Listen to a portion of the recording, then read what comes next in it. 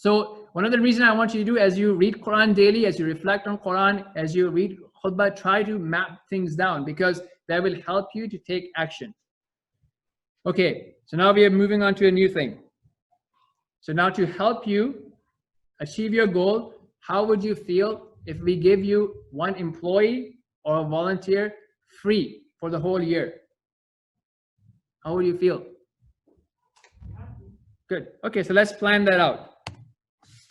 So what we will do, basically, we'll give you first employee, so that now we're on the page number, the third page. So I would like you to put a name for that employee.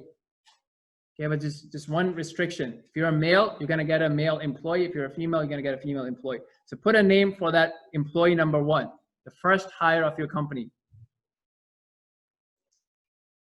It's very important, guys. Don't be lazy. Put the name.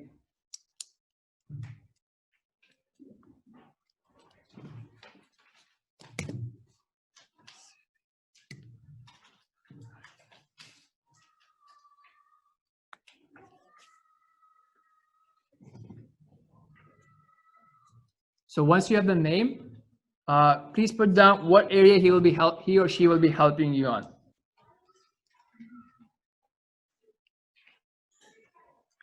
Okay, so area is whatever we decided earlier, right? So whatever you're focusing on today, that's the area that he or she will be helping you with.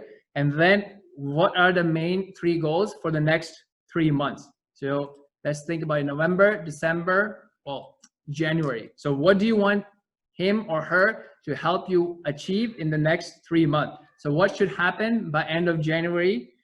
Let's say 3 main goals that should be taken care of by end of January.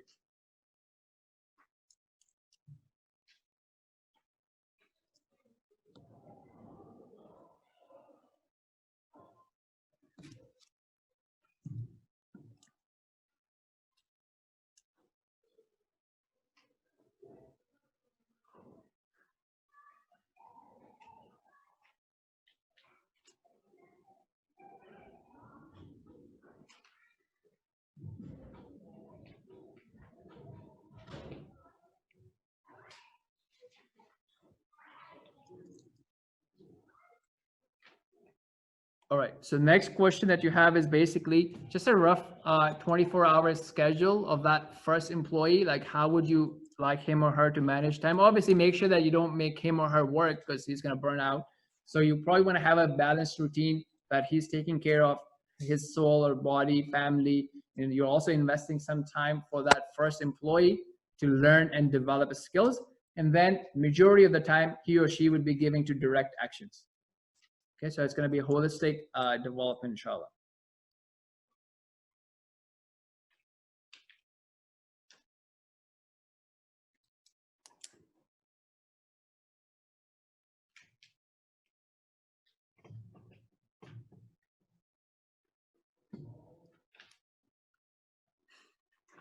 Now, the last question on that sheet is basically, what habits does he or she have? So habits could be like, going to bed early, having a good breakfast, working out every day, reading, a chapter every day, or reading a book a week, whatever. So what good habits would you like your first employee to have?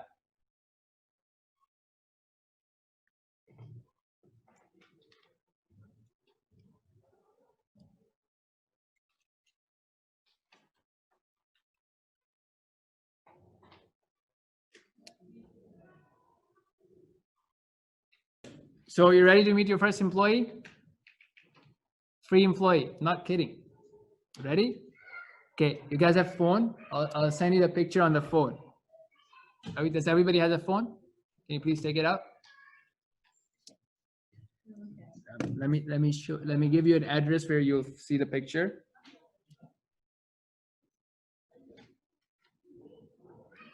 Okay, so once the phones are out, please open camera in selfie mode. For that, you'll need to unlock your phone.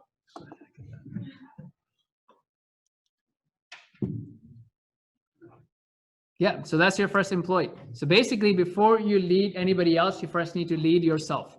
That's a very important concept. So whatever you are actually planning to do to that first employee, that's basically a plan for yourself.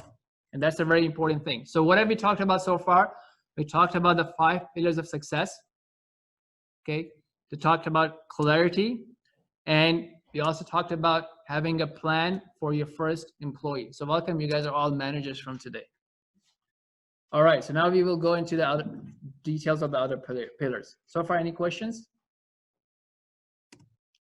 Okay, so mindset. So what do we need to talk about in mindset? What are some of the typical issues that people have regarding mindset? What blocks them? What they can do to have a powerful mindset? So number one, past success. Okay, you guys all have, maybe we talked about earlier, right? We talked about some inspirational stories of what people have done in the past.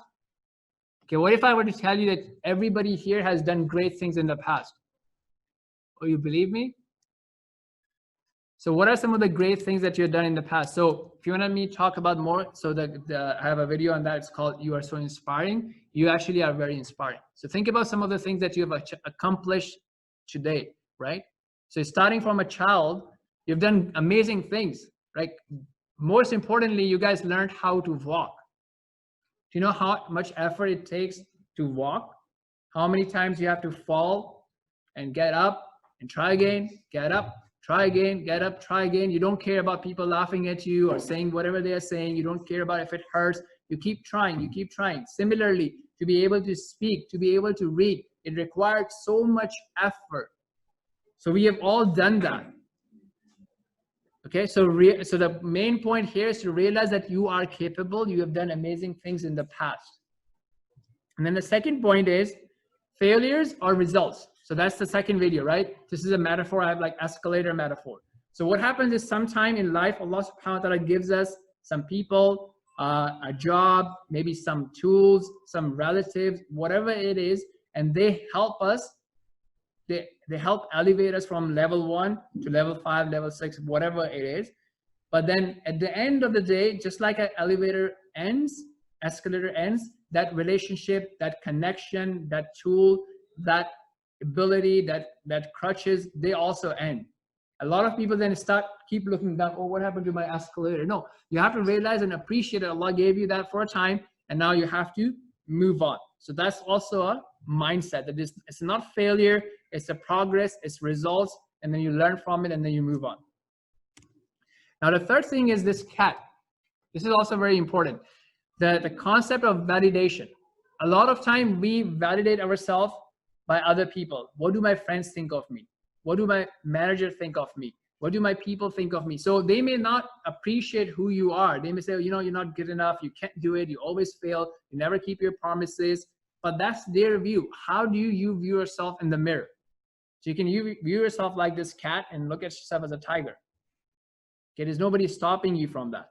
But that may be a false mirror. But if you really want to use a true mirror, judge yourself according to Quran and Sunnah. That would be a true validation. And see how you apply to that, right? Are you putting in your best effort? Are you using sabr? Are you using consistency? Are you using patience, and so on and so forth? And then finally, for your external validation, use Quran and have the right set of friends. Don't have friends that give you wrong perception. Have friends that will give you true advice, and connect to Quran to get that true advice as well. So these are 4 main things that we want to talk about in the mindset.